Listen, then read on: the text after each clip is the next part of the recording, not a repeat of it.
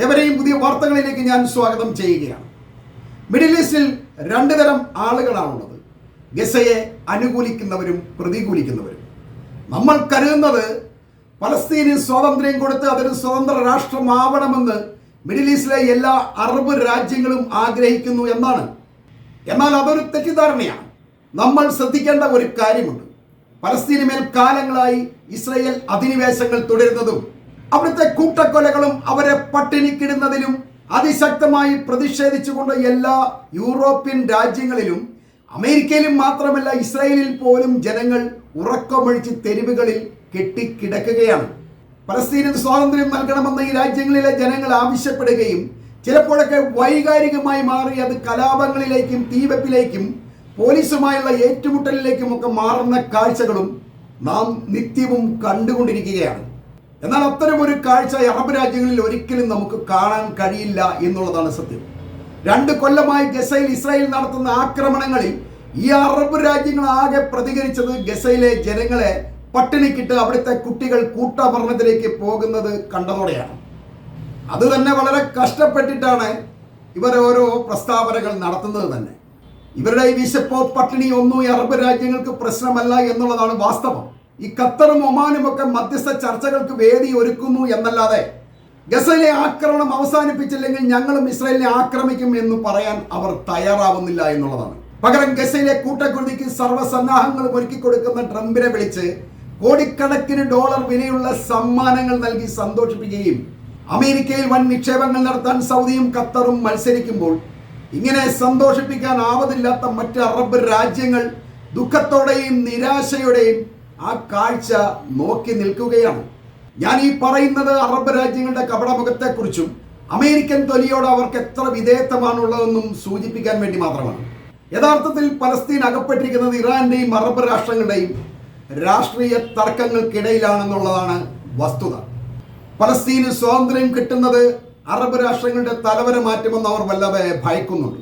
Arab രാഷ്ട്രങ്ങൾ ശരിക്കും ഭയക്കുന്നത് ഇസ്രായേലിനെയല്ല, ഇറാനെയാണ് എന്നുള്ളതാണ് സത്യം.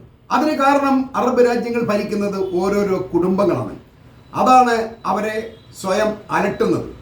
അല്ലാതെ അത് കേവലം ഒരു സുന്നി ഷിയ പ്രശ്നമായി കാണേണ്ടതില്ല. സൗദ് കുടുംബമാണ് സൗദി അറേബ്യ ഭരിക്കുന്നത്. അൽ നഹിയാൻ അൽ മക്തൂം കുടുംബങ്ങളാണ് UAE ഭരിക്കുന്നത്. അൽ താനി കുടുംബം ഖത്തർ ഭരിക്കുന്നു. അൽ സബാഹ് കുടുംബം കുവൈറ്റ് ഭരിക്കുന്നു. അൽ ഖലീഫ ബഹ്റൈൻ ഭരിക്കുകയാണ്. അൽ സയ്യിദ് കുടുംബമാണ് ഒമാൻ ഭരിക്കുന്നത്. ജോർദാൻ ഹാഷിമേറ്റ് കുടുംബത്തിൻ്റെതാണ്. അലവിറ്റ് രാജകുടുംബമാണ് മൊറോക്കോ ഭരിക്കുന്നത്. ഇതിനിടയിൽ ഈജിപ്തിലെ ഹുസ്നി മുബാറക്ക് 30 കൊല്ലമാണ് ഈജിപ്തിനെ ഭരിച്ച് മുടിച്ചത്. അയാൾക്ക് ശേഷം അയാളുടെ മകനെ തുടർ ഭരണത്തിലേക്ക് കൊണ്ടുവരാൻ നോക്കിയപ്പോഴാണ് അവിടെ അട്ടിമറി ഉണ്ടായതും ഹുസ്നി മുബാറക്ക് ജയിലിലായതും പിന്നീട് അയാൾ ജയിലിൽ കിടന്ന് മരിക്കുകയുമൊക്കെ ഉണ്ടായത്. സിറിയയിൽ 50 വർഷത്തിലധികമായി അസദ് കുടുംബമാണ് അടക്കി ഭരിച്ചിരുന്നത്. അവരാണ് അട്ടിമറിക്കപ്പെട്ടത്.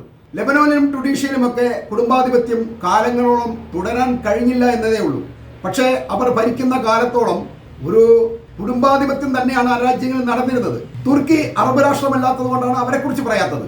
തുർക്കി യൂറോപ്പിനും ഏഷ്യയ്ക്കും ഇടയിൽ കിടക്കുന്ന ഒരു രാജ്യമാണ്. ഇങ്ങനെ കുടുംബാധിപത്യം ഉള്ളത് കൊണ്ട് ഈ കുടുംബങ്ങൾക്ക് മേൽ ഇറാൻ ഒരു ആധിപത്യം നേടരുതെന്ന് കരുതിയാണ് ഇവർ പലസ്തീനെ വിട്ടുകൊടുത്ത ഇസ്രായേലിൻ്റെയും അമേരിക്കയുടെയും ഇറാന്റെയും ഒക്കെ ശ്രദ്ധ ഇവരിൽ നിന്നും മാറ്റുന്നത്. അപ്പോൾ പലസ്തീൻ സ്വതന്ത്രമാകണമെന്ന് ഒരിക്കലും ഇവർക്ക് ചിന്തിക്കാൻ കഴിയില്ല. ഇസ്രായേൽ ഉണ്ടെങ്കിലേ ഇറാനെ തളർത്താൻ കഴിയുമെന്ന് അറബ് രാജ്യങ്ങൾ വിശ്വസിക്കുന്നുണ്ട്. ഇസ്രായേൽ എന്ന വംശഹത്യ രാഷ്ട്രത്തെ അല്ല, ഇറാന്റെ നിഴലിനെയാണ് ഈ അറബ് രാജ്യങ്ങൾ മുഴുവൻ ഭയക്കുന്നത് എന്ന് വേണം പറയാൻ. അതുകൊണ്ട് ഇറാന്റെ വളർച്ചയെ തടയാൻ ഇസ്രായേലിനെ അതീവ രഹസ്യമായി അറബ് രാഷ്ട്രങ്ങൾ സഹായിക്കുകയും ചെയ്യുന്നുണ്ട്. UAEയും ഒമാനും വളരെ നേരത്തെ തന്നെ ഇസ്രായേലുമായി ബന്ധങ്ങൾ പുലർത്തുന്ന രാജ്യങ്ങളാണ്. സൗദി അറേബ്യ ഇസ്രായേലുമായി ഒരു ബന്ധം ആഗ്രഹിക്കുന്നുണ്ടെങ്കിലും അവർക്കതിന് കഴിഞ്ഞിട്ടില്ല എന്നുള്ളതാണ് വസ്തുത. ഈ രാജ്യങ്ങളെല്ലാം ഇസ്രായേലിനോട് പുറമേ വെറുപ്പ് പ്രകടിപ്പിച്ചുകൊണ്ട് ഉള്ളിൽ അതീവ സ്നേഹം പ്രകടിപ്പിക്കുന്നവരാണ്. ഇവരിങ്ങനെ ഇരട്ടത്താപ്പിന്റെ ഒരു നയം തുടരുന്നത് എന്നെങ്കിലും പലസ്തീൻ ഇസ്രായേലിന്റെ കയ്യിൽ നിന്നും പിടിവിടുമെന്ന് അവർക്ക് നന്നായിട്ട് അറിയാം. അന്ന് അവർക്ക് അവകാശവാദങ്ങൾ ഉന്നയിക്കണമെങ്കിൽ ഞങ്ങൾ നേരത്തെ മുതൽ പലസ്തീനെ പിന്തുണയ്ക്കുകയും ഇസ്രായേലിനെ വെറുക്കുകയും ചെയ്യുന്നവരാണ് എന്ന് പറഞ്ഞുകൊണ്ട് അന്ന് പലസ്തീൻ്റെ ഒപ്പം കൂടാനുള്ള ഒരു തന്ത്രമാണ്. യഥാർത്ഥത്തിൽ അറബ് രാഷ്ട്രങ്ങളും തുർക്കിയും ഈജിപ്തും ഇറാനും ഒക്കെ ഒറ്റക്കെട്ടായിട്ട് നിന്നാൽ ഒറ്റ ദിവസം കൊണ്ട് തന്നെ പരിഹരിക്കാവുന്ന പ്രശ്നമേ ഉള്ളൂ ഇസ്രായേൽ എന്ന് ഇവർ മനസ്സിലാക്കുന്നില്ല.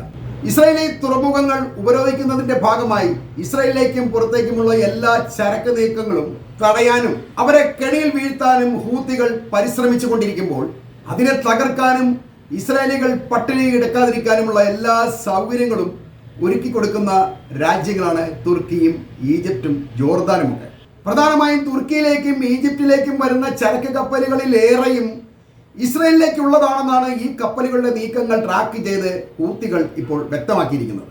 ഇനി ഇത്തരം അറബ് രാജ്യങ്ങളായാൽ പോലും അവരുടെ കപ്പലുകൾ ഇസ്രായേലിലേക്കുള്ള അവരുടെ പ്രവർത്തനങ്ങൾ നിർത്തണമെന്നും അങ്ങനെ ചെയ്യാത്ത ഏതൊരു കമ്പനിയുടെയും കപ്പലുകൾ ആക്രമണം നേരിടേണ്ടി വരുമെന്ന് ഹൂത്തികൾ മുന്നറിയിപ്പ് നൽകിയിരിക്കുകയാണ്.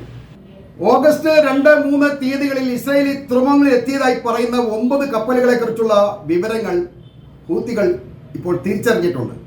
അതിൽ തുർക്കിയിലെ ഏഷ്യ പോർട്ടിൽ നിന്ന് പുറപ്പെട്ട ഒരു കപ്പൽ 18,400 കണ്ടെയ്നറുകളുമായി ഇസ്രായേലിൽ എത്തിയതായിട്ട് അവർ തിരിച്ചറിഞ്ഞിട്ടുണ്ട്. മറ്റൊന്ന് 5,060 കണ്ടെയ്നറുകളുമായി ഈജിപ്തിൽ നിന്നും പുറപ്പെട്ടതാണ്. കൂടാതെ 2,478 കണ്ടെയ്നറുകളുമായി തുർക്കിയിൽ നിന്ന് തന്നെ മറ്റൊരു കപ്പലും ഇസ്രായേലി പോർട്ടിൽ എത്തിയതായി ഹൂത്തികൾ പറയുന്നുണ്ട്. അതോടൊപ്പം ഇസ്രായേലിലേക്ക് പോയ മറ്റ് കപ്പലുകളുടെയും പട്ടിക അവർ പുറത്തുവിടുന്നുണ്ട്. ഇനി ഇങ്ങനെ സംഭവിക്കരുതെന്നാണ് ഹൂത്തികൾ ഈ രാജ്യങ്ങളെ താക്കീത് ചെയ്യുന്നത്. ഇസ്രായേലിലേക്ക് പോകുന്ന എല്ലാ കപ്പലുകളെയും ട്രാക്ക് ചെയ്യുന്നത് കൊണ്ട് ആക്രമണം ഉണ്ടായാൽ അതിന് ഞങ്ങളെ കുറ്റപ്പെടുത്തിയിട്ട് കാര്യമില്ലെന്നും അവർ താക്കീത് ചെയ്യുന്നുണ്ട്.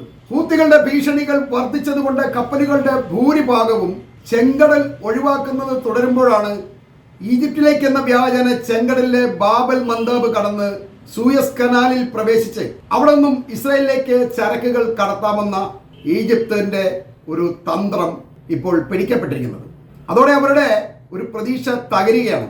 ഇനി കപ്പലുകളുടെ മേൽ ഹൂത്തികളുടെ കർശന പരിശോധന ഉണ്ടാകുമെന്ന് ഈജിപ്ത് ഭയക്കുന്നുണ്ട്.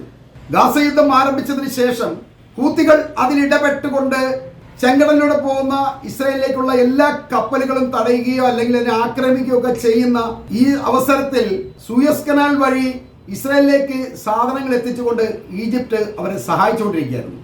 അതൊരു വലിയ വരുമാനമാണ് ഈജിപ്തിന് നേടിക്കൊടുത്തിരുന്നത്. എന്നാൽ ആ വരുമാനമാണ് ഹൂത്തികൾ ഇപ്പോൾ തകർക്കുന്നത് എന്നത് ഈജിപ്തിനെ വല്ലാതെ നിരാശപ്പെടുത്തുന്നുണ്ട്. ശരിക്കും പറഞ്ഞാൽ ഇസ്രായേലിനെ തകർക്കാനും അവർ പിടിച്ചെടുത്ത ഈജിപ്തിന്റെയും സിറിയയുടെയും ഒക്കെ ഭാഗങ്ങൾ തിരിച്ചു പിടിക്കാനും കിട്ടിയ ഒരു സുവർണ അവസരമാണ് ഈ കിഴങ്ങന്മാർ തകർത്ത് കളയുന്നത് എന്ന് പറയേണ്ടതുണ്ട്. ഒരുമിച്ച് നിന്നിരുന്നെങ്കിൽ ഇസ്രായേലിന്റെ ഭീഷണി ഇനി ഒരിക്കലും ഉണ്ടാകാത്ത തരത്തിൽ ഇവർക്ക് അടിച്ചൊതുക്കുവാനും കഴിയുമായിരുന്നു. എന്നാൽ അതിനു പകരം സൗദി ഉൾപ്പെടെയുള്ള ചില രാജ്യങ്ങൾ അവരുടെ കുടുംബാധിപത്യം നഷ്ടപ്പെടുമെന്ന്, ഇറാൻ അവരുടെ മേലൊരു ആധിപത്യം സ്ഥാപിക്കരുത് എന്നൊക്കെ കരുതി ഇസ്രായേലിനെ അനുകൂലിക്കുമ്പോൾ ഈജിപ്തും തുർക്കിയും കൂടി ചെയ്യുന്നത് യുദ്ധത്തിൽ നിന്നും എങ്ങനെ കാശുണ്ടാക്കാം എന്നാണ്. ശരിക്കും പറഞ്ഞാൽ ഈ സ്ഥായിയായ ഇസ്രായേലിന്റെ ഭീഷണിയെ ഈ അറബ് രാജ്യങ്ങളായ ഈ കിഴങ്ങന്മാരെല്ലാവരും വളരെയധികം സ്നേഹിച്ചു തുടങ്ങിയിരിക്കുന്നു എന്നാണ് നമുക്ക് ഇതിൽ നിന്നും മനസ്സിലാക്കാനുള്ളത് എന്ന് പറഞ്ഞുകൊണ്ട് ഈ വാർത്തകൾ ഞാനിവിടെ അവസാനിപ്പിക്കുകയാണ്.